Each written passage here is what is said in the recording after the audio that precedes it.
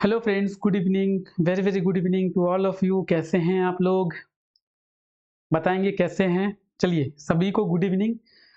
जल्दी से एक बार जुड़ जाएं इस क्लास में। रात के 8 बज गए हैं और हम लोग अपने इस क्लास को शुरू कर रहे हैं, जहां पे हम लोग झारखंड जीके के इम्पोर्टेंट क्वेश्चंस के बारे में देखते हैं। झारखंड जीके के वो क्वेश्चंस जो कि पिछले कई सारे एग्जाम्स में पूछा जा चुका है और आने वाले एग्जाम में भी आप लोगों को देखने को मिल सकते हैं। जेपीएससी और जेएसएससी के द्वारा किस तरीके से झारखंड जीके के क्वेश्चंस पूछे जाते हैं, जेपीएससी के द्वारा किस तरीके से झारखंड जीके के क्वेश्चंस को घुमाया जाता है, किस तरीके से आप लोगों को कंफ्यूज किया जाता है, किस तरीके से आप जेपीएससी और जेएसएससी के क्वेश्चंस में फंस जाते हैं, आप झारखंड जीके पढ़ने के बाद भी क्यों क्वेश्चंस को सॉल्व नहीं कर पाते हैं। तो उन सभी चीजों का एक ही निपटारा है, उन सभी समस्याओं का एक ही समाधान है। रात को 8 बजे की ये क्लास, इस क्लास में हम लोग पूरे डिटेल में झारखंड जीके के क्वेश्चंस के बारे में डिस्कस करते हैं। ठीक है, तो good evening guys, very very good evening. कैसे हैं आप लोग? आई होप कि आप लोग बहुत ही अच्छे होंगे और पढ़ाई को अच्छे तरीके से कर भी रहे होंगे। ठीक है, तो ना चलिए क्लास को शुरू करते हैं। क्लास शुरू करें। Are you ready guys? Class शुरू करें। एक बार जल्दी से कमेंट करके आप लोग बताएं कि क्लास को शुरू करें कि नहीं शुरू करें।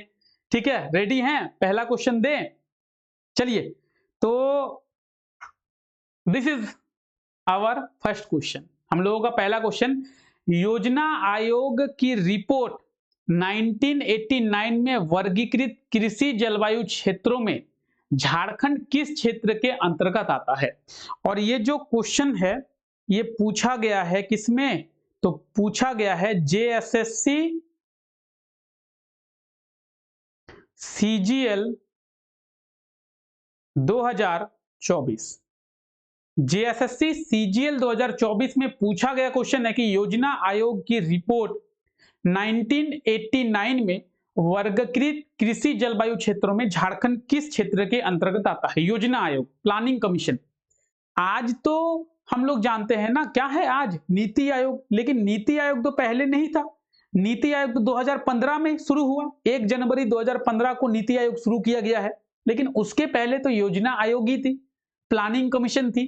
प्लानिंग कमीशन क्या करती है? 5 ईयर प्लान लेके आती थी।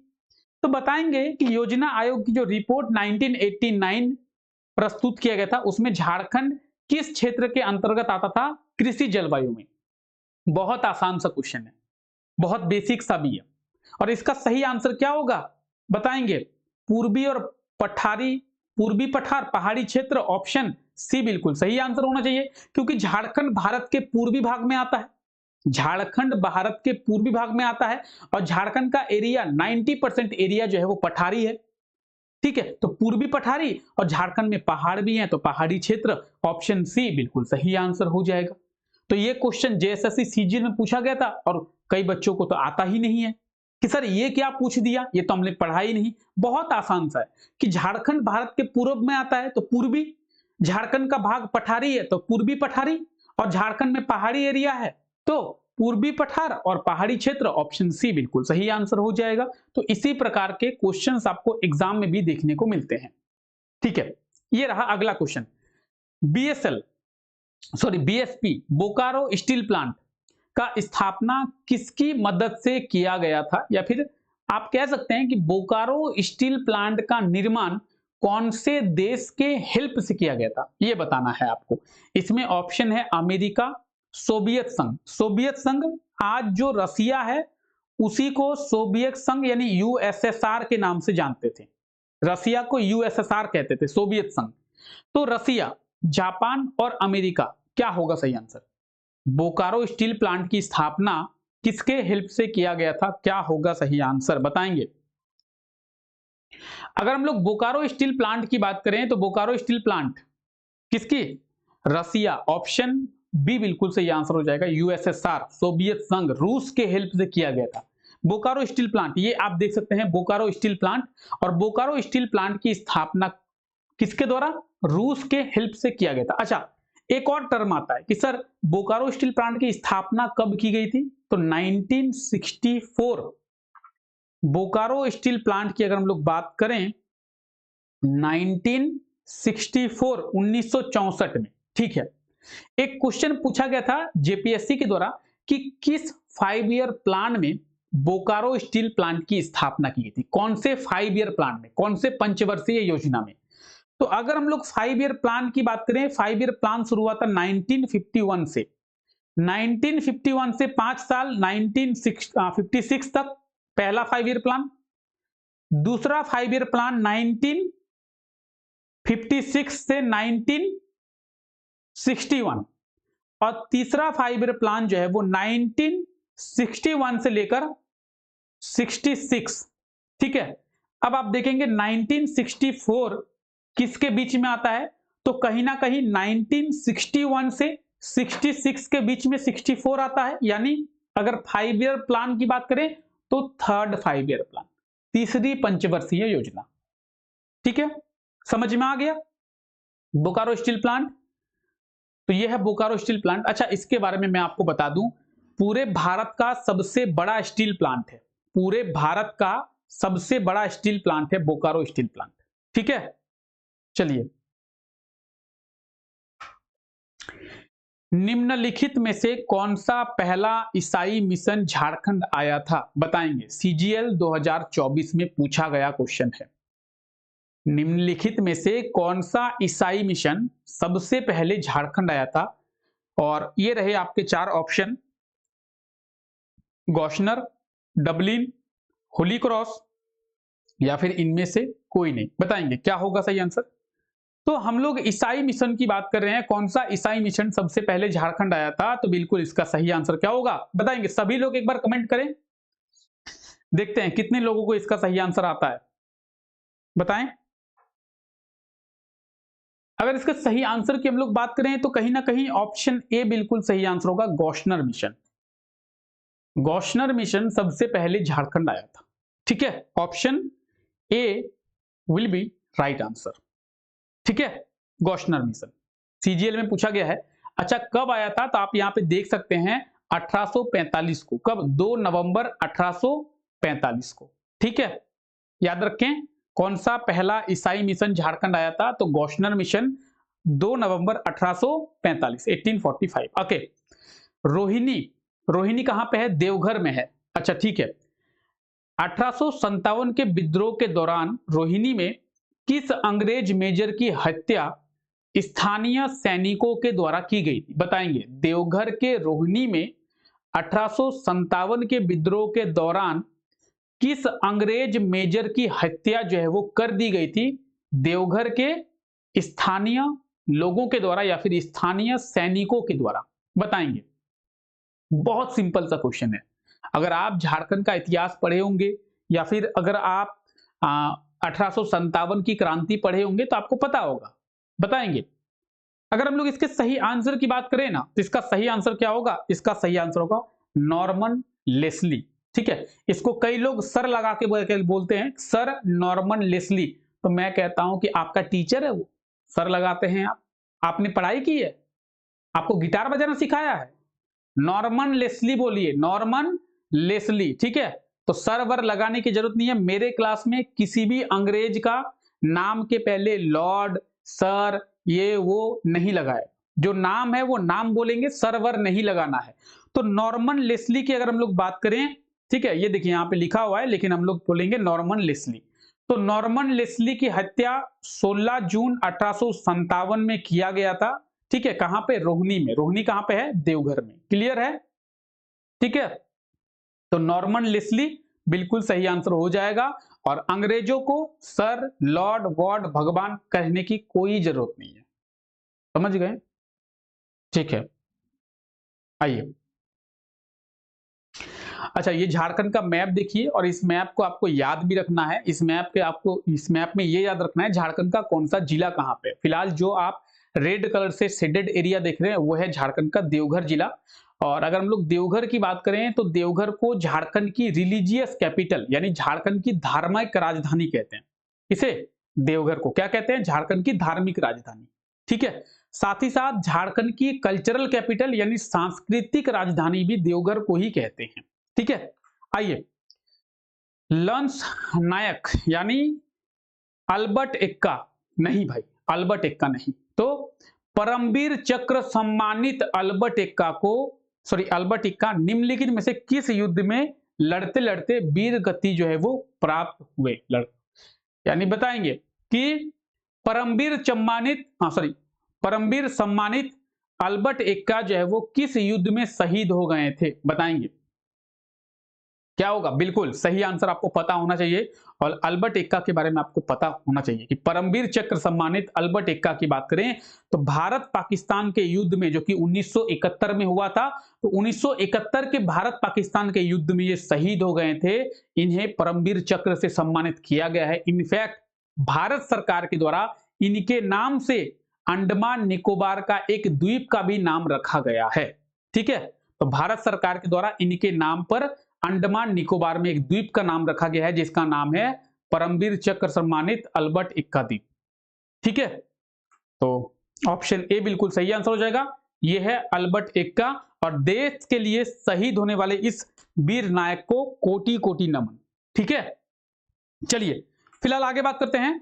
निम्नलिखित में से किस राज्य को वनांचल कहा जाता है? तो बताएंगे, बहुत ही सिंपल सा क्वेश्चन है, एकदम सिंपल सा बेसिक सा क्वेश्चन है। इसका आंसर सभी को पता होगा कि वनांचल जो है वो किसे कहते हैं? झारखंड को कहते हैं। एकदम बेसिक सा क्वेश्चन है, जेएसएससी में पूछा गया क्वेश्चन है कि वनांचल किसे कहते हैं। ऑप्शन ए बिल्कुल सही आंसर हो जाएगा। वनांचल झारखंड को कहा जाता है। वनांचल का मतलब है वनों का आंचल, जिसका आंचल वन से भरा हुआ रहे, तो झारखंड को ही वनांचल कहते हैं क्योंकि झारखंड में बहुत जंगल थे। झारखंड का मतलब भी वही है कि जंगलों की भूमि, जंगलों का खंड, ठीक है, जंगलों का प्रदेश, वनों का प्रदेश, वनों की भूमि। ठीक है, तो झारखंड को क्या कहते हैं? वनांचल कहते हैं। ठीक है, ठीक है।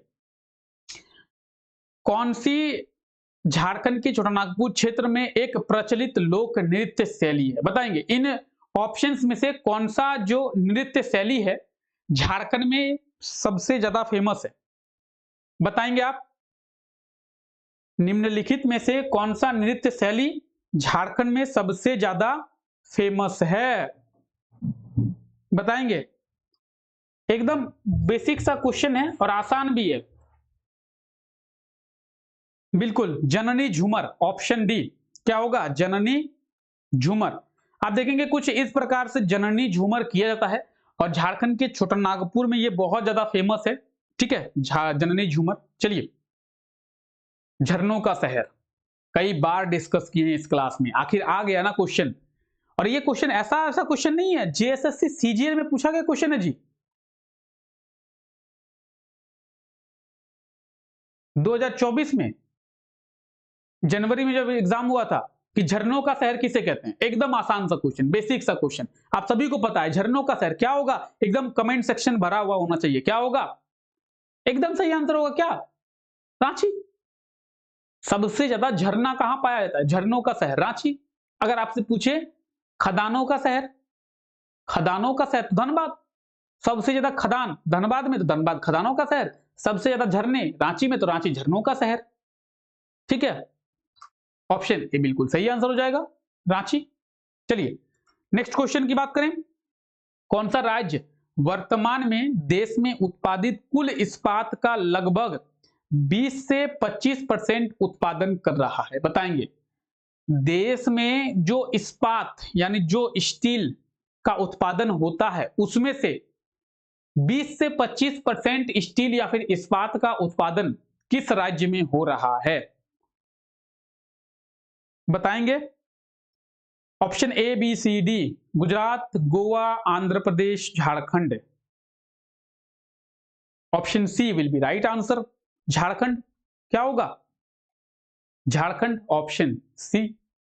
ठीक है, तो झारखंड में सबसे ज्यादा स्टील का प्रोडक्शन होता है।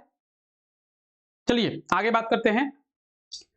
झारखंड में कौन सी योजना बीपीएल कार्ड धारकों को रियायती दरों पर कपड़े उपलब्ध कराती है? बीपीएल कार्डधारी आप देखेंगे गुलाबी कलर का एक कार्ड होता है बीपीएल कार्ड, जिसे राशन कार्ड भी कहते हैं। बीपीएल यानी बिलो पॉवर्टी लाइन। ठीक है, इन सब चीजों के बारे में बात करेंगे। फिलहाल आप बताएंगे कि बीपीएल कार्ड धारकों को या फिर राशन कार्ड धारकों को कौन से योजना के तहत कपड़ा दिया जाता है? कपड़ा आप लोगों को भी मिलता होगा, बहुत किसी को। तो ऐसा आप लोग तो मुकेश अंबानी की फैमिली से नहीं है, आई होप कि आप लोगों को भी मिलता होगा। तो क्या मिलता है? धोती साड़ी मिलता है। क्या मिलता है? धोती साड़ी। तो ये कौन सी योजना है? ये इस योजना का नाम है सोना सोबरन धोती साड़ी योजना। क्या नाम है? सोना सोबरन धोती साड़ी योजना। तो ऑप्शन बी इसका बिल्कुल सही आंसर हो जाएगा। 10 रुपए में एक धोती और 10 रुपए में एक साड़ी जो है वो दी जाती है। यानी इस योजना के अंतर्गत बीपीएल कार्ड धारकों को साल में 2 बार धोती और साड़ी जो है वो दी जाती है 10-10 रुपए में। यानी 10 रुपए में आप एक धोती लेंगे और 10 रुपए में आप एक साड़ी लेंगे। 20 रुपए में आपको एक धोती और एक साड़ी जो है वो मिलेगा। तो ऑप्शन बी बिल्कुल सही आंसर हो जाएगा। देख सकते हैं सोना सोबरन धोती साड़ी योजना, और इसका शुरुआत जो है वो हेमंत सोरेन जी के द्वारा किया गया था, और इसमें बीपीएल कार्ड धारकों को 10 रुपए में धोती साड़ी जो है दी जाती है। ठीक है, तो देख सकते हैं हेमंत सोरेन धोती बांट रहे हैं। देखिए एक चीज हेमंत सोरेन का बहुत अच्छा है, अगर बेसिकली मैं हेमंत सोरेन की बात करूं, कि भले ही रोजगार मिले ना मिले, लेकिन आपको किसी और चीज में इतना फंसा के रखेंगे कि आपको समझ ही में नहीं आएगा। जैसे मुद्दा यह है कि रोजगार लोगों को नहीं मिला, लेकिन फंसा के रखा है मैया योजना में। मैया योजना दे रहे हैं ना, आप बकरी पालिए, मुर्गा पालिए, ठीक है। हेमंत सोरेन कह रहे हैं कि 2,500 में महीनाओं 2,500 रुपया हर महीने महिलाओं को दे रहे हैं, जिससे महिलाएं और झारखंड के युवा मुर्गी पाल सकते हैं, गाय पाल सकते हैं, सुअर पाल सकते हैं, लेकिन आपको नौकरी मिलेगी ये गलतफहमी मत पालिए। झारखंड सरकार कह रही है कि भाई 2,500 ले लो और चुप करके रहो, नौकरी नहीं मिलेगी। खैर नौकरी, देखिए हेमंत सोरेन पैसा दे रहे हैं तो आप लोग वोट दे रहे हैं, आपको भी नौकरी चाहिए तो हेमंत सोरेन को पैसा दीजिए। यही हेमंत सोरेन कह रहे हैं। सीजीएल के साथ क्या हुआ? धांधलेबाजी हो गई, पैसा दीजिएगा तो नौकरी लगेगी। झारखंड में यही हाल है फिलहाल। हम लोग बात करते हैं अगले क्वेश्चन की ओर। एमएस धोनी को किस साल पद्म भूषण पुरस्कार दिया गया था? बताएंगे। एमएस धोनी को किस साल पद्म भूषण पुरस्कार मिला था? बताएंगे क्या? Option A 2018, 2020, 2021, 2022। क्या होगा सही आंसर? पद्म भूषण पुरस्कार एमएस धोनी को कब मिला था? तो बिल्कुल सही आंसर होगा क्या? ऑप्शन ए 2018 में। एमएस धोनी को 2018 में पद्म भूषण पुरस्कार से सम्मानित किया गया था। ये आप देख सकते हैं एमएस धोनी। अच्छा, किनके द्वारा किया जा रहा है किसी को पता है? किनके द्वारा किया जा रहा है किसी को पता है? ये देखिए कौन है ये व्यक्ति। ये रामनाथ कोविंद है, हमारे पूर्व राष्ट्रपति रामनाथ कोविंद। तो 2018 में पूर्व राष्ट्रपति रामनाथ कोविंद के द्वारा एमएस धोनी को पद्म भूषण पुरस्कार दिया गया था। ठीक है, चलिए। पगहा जोरी जोरी रे घाटो, इस पुस्तक के लेखक कौन है? बताएंगे। एक पुस्तक है जिसका नाम है पगहा जोरी जोरी रे घाटो। बताएंगे पुस्तक के लेखक कौन है? पगहा जोरी जोरी रे घाटो। इस पुस्तक के लेखक का नाम बताना है आपको। तो क्या होगा सही आंसर? पगहा जोरी जोरी रे घाटो इस पुस्तक के लेखक है कौन? तो ऑप्शन डी रोज करकेट्टा। कौन? Rose Kerketta. Option D is the right answer of this question, Rose Kerketta. ठीक है, ये आप वो पुस्तक देख सकते हैं, पगहा जोरी जोरी रे घाटो, ये पुस्तक है। और इस पुस्तक के लेखक कौन है? तो रोज करकेट्टा। आप पुस्तक में लिखा हुआ भी देख सकते हैं कि इस पुस्तक का नाम भी लिखा हुआ है, लेखक का नाम भी लिखा हुआ है कि रोज करकेट्टा के द्वारा ये पुस्तक जो है वो लिखी गई है, पगहा जोरी जोरी रे घाटो। ठीक है, चलिए आगे बढ़ते हैं। बहुत ही आसान सा क्वेश्चन है। अंतर्राष्ट्रीय महिला 2022 के अवसर पर, अच्छा अंतर्राष्ट्रीय महिला दिवस होगा, ठीक है ये क्वेश्चन। अंतर्राष्ट्रीय महिला दिवस 2022 के अवसर पर झारखंड मुख्यमंत्री के द्वारा किस परियोजना के तहत धनबाद में online business skill training centre का उद्घाटन किया गया? बताएंगे। अंतर्राष्ट्रीय महिला दिवस 2022 के अवसर पर झारखंड मुख्यमंत्री के द्वारा किस परियोजना के तहत धनबाद में online business skill training centre का उद्घाटन किया गया? क्या होगा? क्या होगा बताएंगे? तेजस्विनी योजना। कौन सी योजना? तेजस्विनी योजना। ऑप्शन ए बिल्कुल सही आंसर हो जाएगा। तो तेजस्विनी योजना के तहत जो है वो ये स्किल सेंटर धनबाद में शुरू किया गया था। किसके द्वारा? झारखंड के मुख्यमंत्री के द्वारा। तो योजना क्या होगा? तेजस्विनी योजना। ठीक है, ऑप्शन ए बिल्कुल सही आंसर हो जाएगा। याद रखेंगे, बहुत इंपॉर्टेंट है, बहुत इंपॉर्टेंट। आइए, रक्सेल वंश ने झारखंड के किस जिले की स्थापना की थी? बहुत आसान सा क्वेश्चन है, बताएंगे। रक्सेल वंश की बात करें, चेरो वंश की बात करें, तो ये कहां देखने को मिलता है? चेरो डायनेस्टी, रक्सेल डायनेस्टी, कहां पे? बहुत आसान सा क्वेश्चन है। झारखंड का इतिहास अगर आप पढ़े होंगे तो आपको पता होगा। तो अगर हम लोग रक्सेल वंश की बात करें या फिर चेरो वंश की बात करें, तो पलामू में आपको देखने को मिलेगा ऑप्शन बी, पलामू में। ठीक है, ऑप्शन बी इसका बिल्कुल सही आंसर हो जाएगा, कोई दिक्कत नहीं है। ठीक है, तो पलामू में आपको रक्सेल वंश देखने को मिलेगा और रक्सेल वंश के द्वारा ही पलामू की स्थापना जो है वो की गई थी। ठीक है, यह है आज का हमारा लास्ट क्वेश्चन। निम्न में से एकतारा किसका एक वाद्य यंत्र है जिसका प्रयोग झारखंड में किया जाता है? एकतारा देखें, एकतारा। आप लोग तो नई जनरेशन के लोग हैं, आप लोग एकतारा नहीं गिटार देखेंगे। टंगांग गिटार देखे होंगे ना। तो जिस तरीके से गिटार आप देखेंगे तार का बना हुआ रहता है, गिटार में बजाना क्या होता है? तार, तार को ही ऊपर नीचे टांग टांग करते हैं तो बजता है, वही ना बजता है भाई, तार को ही। उसी तरीके से होता है गिटार, गिटार सॉरी एकतारा। एकतारा भी तार का बना हुआ रहता है, उसमें भी तार को ऊपर नीचे करेंगे तो वो बजता है। तो एकतारा जो है वो तार का बना हुआ रहता है, ऑप्शन ए। चलिए देखते हैं एकतारा। ये देखिए एकतारा, और इसमें आप देखेंगे एक तार लगा हुआ है और इसी तार को हम लोग ऊपर नीचे करेंगे तो ये बजता है। जिस तरीके से गिटार बजता है, गिटार में तार को ऊपर नीचे कहते हैं, उस तरीके से ये भी एक एकतारा है और ये भी तार का बना हुआ रहता है। इसका प्रयोग झारखंड में किया जाता है। ठीक है, तो यह है एकतारा। क्या है? एकतारा। यानी इस क्वेश्चन का सही आंसर क्या होगा? इस क्वेश्चन के सही आंसर की अगर हम लोग बात करें तो ऑप्शन ए, तार का बना हुआ रहता है एकतारा। ठीक है, क्लियर? अब बताइए, कोई दिक्कत, कोई परेशानी, कोई असुविधा आपको, किसी प्रकार की कोई समस्या आपको? आई होप सो नहीं होगा। ठीक है, तो फिलहाल आज की इस क्लास को यहीं तक रखते हैं। अगर आपको फिर भी कोई दिक्कत होती है तो एक बार कमेंट करके जरूर बताएं, और रोजाना रात को 8 बजे मेरे साथ इस क्लास में जुड़ेंगे। ठीक है, रोजाना रात 8 बजे। ठीक है, चलिए तो फिर आज के लिए यहीं तक।